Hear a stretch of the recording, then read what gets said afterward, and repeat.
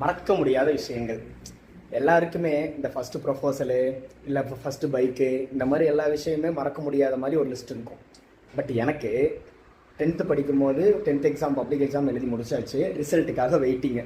நான் வந்து ஒருத்தர்கிட்ட போயிட்டு மொபைலில் ரிசல்ட்டுக்காக வெயிட் பண்ணிகிட்டு இருக்கேன் பார்க்குறதுக்கு. அவரோட சர்வர் டவுன்னு பார்த்துட்டே இருக்கார். திடீர்னு என்னோடய நெய்பர்ஹுட் பொண்ணு வந்து ஓடி வந்து, அண்ணா நீங்கள் 452 மார்க்கு அப்படின்னு சொன்னோன்னே நான் எங்கடா ரிசல்ட்டு அப்படின்னு சொல்லிட்டு அவங்களோட பிசியில் போய் பார்க்கறதுக்காக குட்டுன்னு பின்னங்கால் புடனில் அடிக்க ஓடி போய் பார்த்தேன். பார்க்க எல்லா மார்க்கும் சூப்பர் மார்க்கு 452ங்கிற மார்க்கு.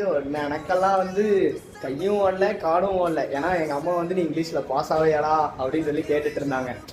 அதுக்கப்புறம் மறுபடியும் சரி ரிசல்ட்டு மறுபடியும் ஸ்கூலில் போய் ஒருக்கா பார்க்கலாம் அப்படின்னு சொல்லிட்டு ஸ்கூலுக்கு கிளம்புனேன். ஸ்கூலுக்கு கிளம்புனதுக்கப்புறம் பார்த்தா அங்கே வந்து எங்கள் வாத்தியார், எனக்கு ஃபேவரட் வாத்தியார் ஒருத்தர் இருப்பார், சோசியல் சார். அவர் வந்துட்டு என்னடா மார்க்கு அப்படின்னாரு. சார் 452ன்னு சொன்னாங்க சார் அப்படின்ட்டு. ஸ்கூல் தேடுறா நீயே அப்படின்னாரு. அதுக்கு மேலே ஹாப்பினஸ், ஐயோ சாமி என்னடா அது அப்படின்ட்டு. ஏன்னா என்னோட கிளாஸில் ஃபஸ்ட் ரேங்க் செகண்ட் ரேங்க் எடுக்கிறதுங்கிறது நார்மலாக இருந்தது.